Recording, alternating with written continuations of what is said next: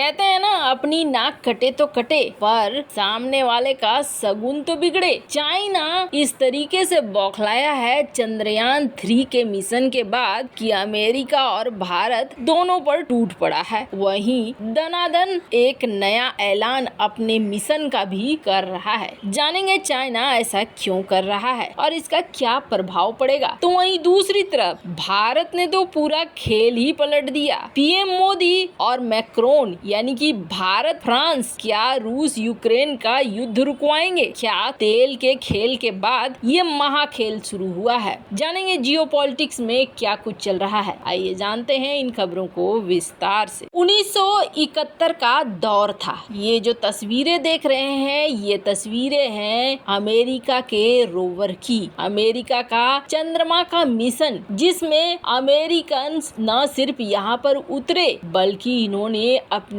Rover से drive भी किया। एकदम सीट वीट भी बने हुए इस तरीके के थे। और ये तस्वीरें अभी भी एक बहुत बड़ा एग्जाम्पल है। अमेरिका के बाद चाइना ने भी रोवर भेजा, लेकिन चाइना का रोवर कुछ उस तरीके का नहीं है जिस तरीके का अमेरिका का है। चांद पे मिशन ये बेहद खास है। इस वक्त दुनिया के बड़े बड़े देश चाह रहे हैं कि चांद पर जल्दी से जल्दी पहुंचा जाए और इसके पीछे कारण है, एक जंग का मैदान अंतरिक्ष में भी बन रहा है। चाइना के ऊपर तो पहले भी आरोप लगे हैं कि चाइना चांद पर कब्जा कर लेना चाहता है और कहना चाहता है कि यहाँ मत आओ, ये सारी जमीन हमारी है, हम यहाँ पहले आए हैं। अमेरिका और चाइना के अंदर तो कंपटीशन चल ही रहा है। अमेरिका के ऊपर चीन बौखलाया, इधर भारत चंद्रयान 3 लॉन्च कर रहा है और उधर चीन अमेरिका के ऊपर गुस्सा रहा है और ये कह रहा है कि आपने अंतरिक्ष में सैन्यीकरण कर दिया है, माने कि अंतरिक्ष को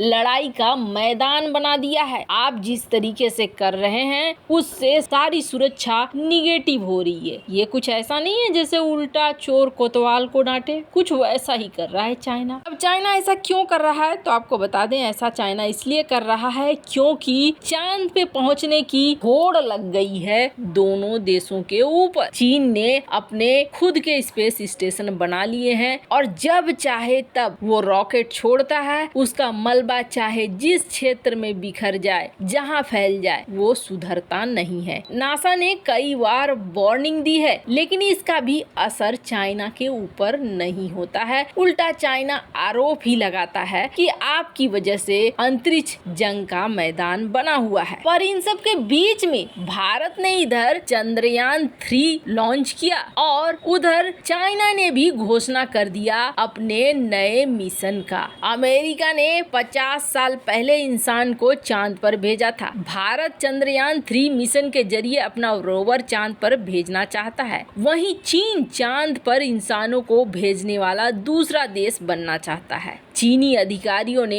एक नए मिशन का खुलासा किया है, जिस मिशन में लोगों को भेजा जाएगा और कहा जा रहा है कि चाइना ये सब कुछ 2030 तक कर लेगा। यहीं पर वो एक स्टेशन के निर्माण की भी सोच रहा है। गोबर टाइम्स के मुताबिक 2 लॉन्च वाहन लैंडर और एक मानव युक्त अंतरिक्ष यान चंद्रमा की तरफ भेजा जाएगा और वो एक दूसरे से जुड़े होंगे। जैसे ही वो वहां उतरेंगे, अंतरिक्ष यान में सवार चीनी अंतरिक्ष यात्री लैंडर में प्रवेश करेंगे जो चंद्रमा की सतह पर उतरेगा। वो चांद पे उतरेंगे और चांद पे नमूने इकट्ठा करेंगे, फिर इसका जांच वाच करेंगे। यानी भारत को देखते हुए चाइना अब और भी ज्यादा आक्रामक होकर अंतरिक्ष की तरफ बढ़ना चाहता है। हर हाल में चांद पर कब्जा करना चाहता है। खैर, जहां चाइना ने एक चंद्रमा मिशन का ऐलान किया है, तो वहीं दूसरी तरफ भारत और फ्रांस दोनों मिलकर क्या यूक्रेन युद्ध को समाप्त करवाएंगे? आखिर अचानक से ये सारा कुछ क्यों होने लगा है? दरअसल इस वक्त अगर हम देखेंगे तो जब तक रूस यूक्रेन युद्ध चल रहा था और जब तक रूस हमें डिस्काउंट दे रहा था, तब तक हमने एक ठीक ठाक मुनाफा भी कमाया। स्क्रीन पर आपको एक ये ग्राफ दिख रहा है। इस ग्राफ में आपको दिख रहा है कि जनवरी 2022 से लेकर जनवरी 2023 तक यूरोप को हमने किस तरीके से सप्लाई किया है तेल को। अब इसमें आपको ये जो धागा दिख रहा है, इस धागा में ये दिखाया गया है कि भारत ने क्रूड ऑयल खरीदा रूस से, उसको रिफाइन किया और रिफाइन करके यूरोप को बेचा। वहीं रूस ने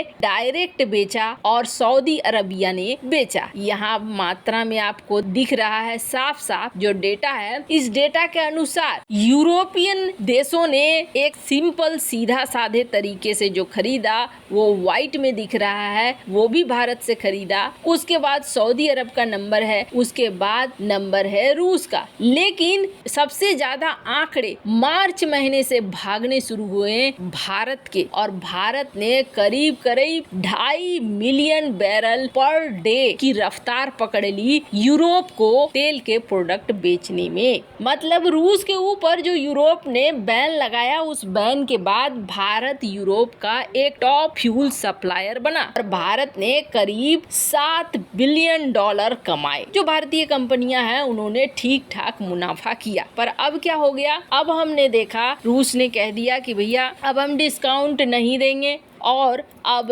आपको पैसे जो डबल चार्ज लगते थे वही लगेंगे। कुल मिलाकर रूस अब ये कहना चाह रहा है कि हम अब आपको डिस्काउंट में तेल नहीं देंगे, आप कहीं और देख सकते हो। मतलब भारत के लिए रास्ते बंद हो गए। जब हमें डिस्काउंट में तेल नहीं मिलेगा, प्राइस कैप के ऊपर तेल मिलेगा, तो वो तेल हमारे किसी काम का नहीं है। उल्टा एक डर है कि कहीं हमारे ऊपर प्रतिबंध ना लग जाए। जैसे कि भारत की जो एक शिपिंग कंपनी थी जिसका नाम बहुत उछल रहा था, गतिक को लेकर यूरोप और पश्चिमी देशों को पता चला। उसके बाद गतिक की भी गतिविधियां बताई जा रही है कि कम हो रही है। तो रूस के साथ तेल का हमारा खेल यहीं तक था और ये खेल अब खत्म हो रहा है। अब इस खेल के खत्म होने के बाद एक बड़ा ऐलान हो रहा है और ये ऐलान फ्रांस की जो मीडिया है ली मोंडे ये कर रही है। फ्रांस की इस मीडिया के अनुसार भारत और फ्रांस दोनों मिलकर निकालेंगे यूक्रेन का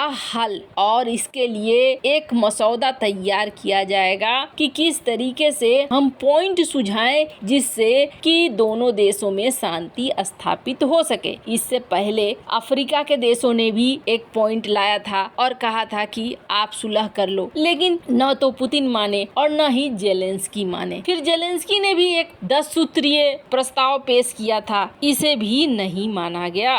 पर अब कहा जा रहा है कि भारत और फ्रांस मिलकर एक नया प्रस्ताव लाएंगे जो अलग होगा पुराने प्रस्तावों से और कोशिश की जाएगी कि यहाँ शांति स्थापित हो जाए। लेकिन आपको बता दें, भारत ने इस बात को साफ कर दिया है कि हम मध्यस्थ की भूमिका नहीं निभाएंगे क्योंकि इसमें बहुत सारी समस्याएं हैं, लेकिन हम प्रस्ताव दे सकते हैं। भारत मध्यस्थ की भूमिका क्यों नहीं निभा रहा है? तो एक तो अगर कुछ नहीं हुआ तो झूठ मूठ की बदनामी, और दूसरी बड़ी बात यह है कि बेकार में माथापच्ची कौन करे। वैसे आपको क्या लगता है, भारत प्रस्ताव देकर मध्यस्थ नहीं बनने का फैसला लेकर सही कर रहा है कि नहीं? कमेंट कर अपनी राय जरूर बताएं। जल्द मिलते हैं अगले वीडियो में नई खबर के साथ।